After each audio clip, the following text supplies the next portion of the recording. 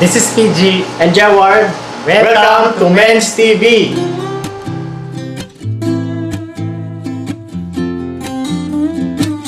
Sa mga nakaraang videos namin ay naipakita namin kung ano-ano ang iba't ibang uri ng filtration system. At nabanggit natin na meron tayong isang uri ng chemical filter media, yung tinatawag natin Purigen. So sa video natin ngayon, alamin natin kung paano mag-recharge ng Purigen sakaling exhausted na siya. Para sa kaalaman ng karamihan, ano ba yung Purigen? So ang Purigen ay isang uri ng chemical filter media. Ano bang itsura ng Purigen? So ang Purigen ay kulay puti, napakaliliit na mga beads na mas maliliit pa sa buhangin. Paano malalaman kapag exhausted na yung Purigen natin? In time, dahil nag-undergo ang Purigen sa tinatawag nating process of adsorption ng lahat ng chemical impurities sa tubig, nagiging kulay brownish or blackish na siya. Ano-ano yung kakailanganin natin para ma-recharge natin yung Purigen na yan? Para mapabalik natin yung Purigen sa dati niyang kulay na puti, kakailanganin natin ng number 1, bleach.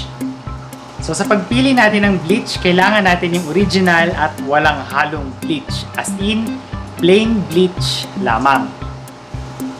Kailangan din natin ng isang glass container. Sa pagkakataon natin ngayon, gagamit tayo ng isang 5-gallon aquarium. Kailangan din natin ng stirrer o panghalo. Kailangan din natin ng tubig na ihahalo natin sa bleach. Kailangan din natin mamaya ng basin after nating i-recharge ang Purigen. Kailangan din natin ng tinatawag nating Chem Safe. Para sa ano mga Chem Safe na yan? Ang Chem Safe, ito yung magpapanatiling malinis ang Purigen. Take note, ang Purigen natin dumaan sa bleach. Ibig sabihin, hindi dapat mag-leach ang chlorine sa aquarium. Ito ang gagamitin natin para ma-contain natin o ma-eliminate natin lahat ng harmful elements na nasa Purigen natin habang nire-recharge natin siya. Ano ang steps sa recharging ng Purigen? So, una-una natin gagawin, haluin natin ang tubig at bleach. So, ang kailangan nating ratio hanggat maaari ay 1:1. So, meron tayong 1 part water and 1 part na bleach. Dahil marami tayong nailagay na tubig, marami din ang ilalagay natin stone rocks.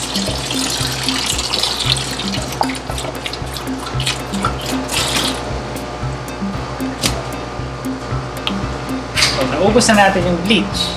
The next step, ang gagawin natin ay ibababad na natin ang ating Purigen.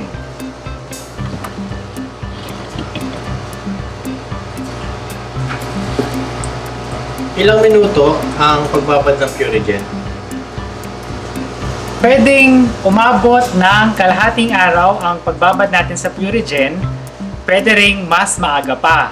Malalaman natin kung na-recharge na ang Purigen kung bumalik na siya sa dati niyang kulay.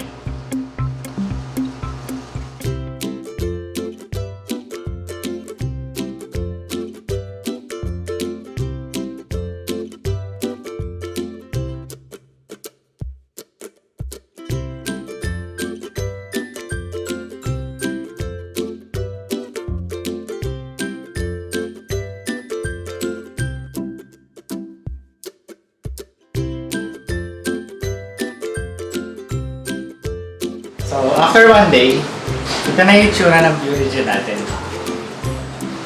Mapapasin ninyo, maputi na siya.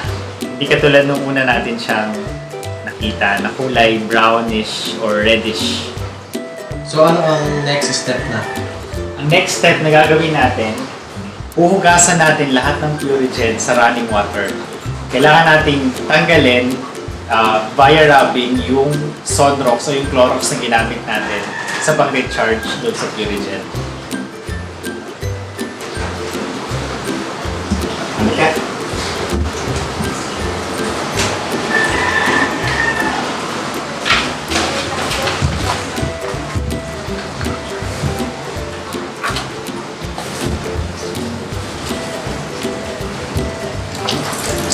So, ang gagawin natin sa running water, i-rub lang natin yung mga Purigen hanggang sa mawala yung bleach.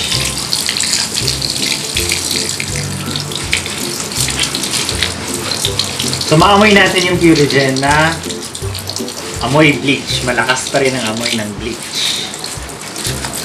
So, para hindi mag-leach ang bleach sa aquarium, kailangan, after natin i-recharge ang Purigen, linisan natin siya o banlawan natin siyang maigi. So, make sure i-rub natin lahat ng beads para matanggal ang amoy ng bleach.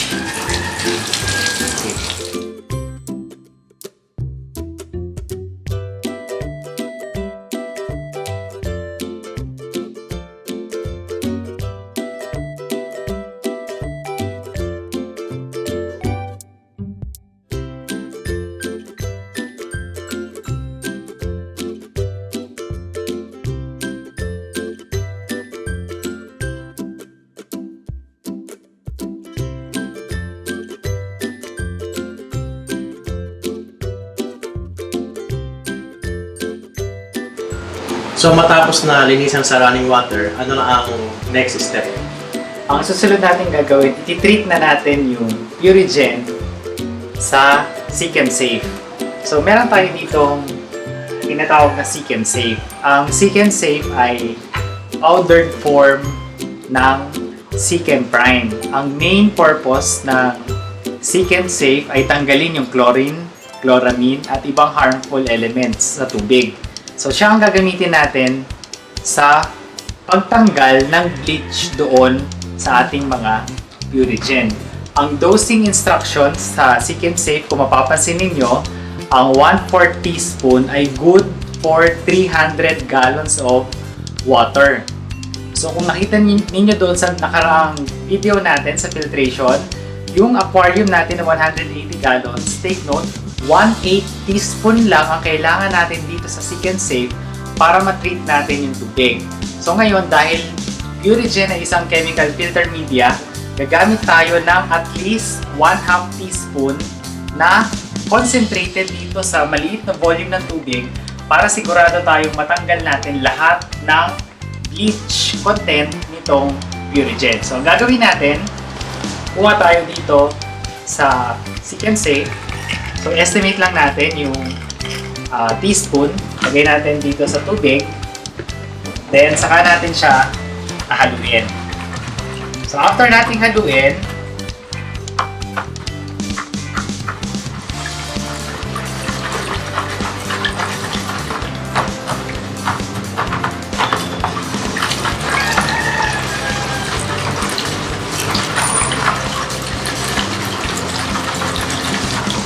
saka na natin ibababad yung ating mga Purigen. So, pwede natin itong iwanan for half day or isang buong araw para sigurado tayong matanggal yung bleach content nitong mga Purigen. After nating may babad sa Seek and Save, pwede na natin gamitin yung ating Purigen. So, ibabalik na natin sa canister filter.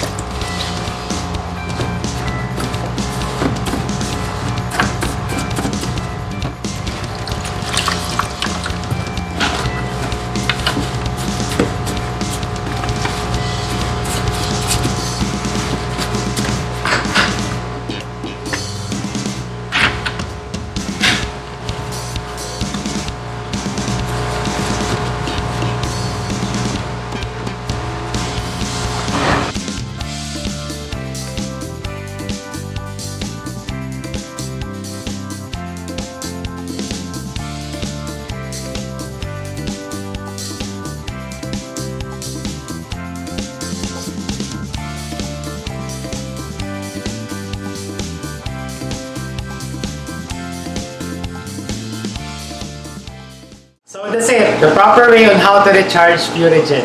We hope you have learned something from today's video.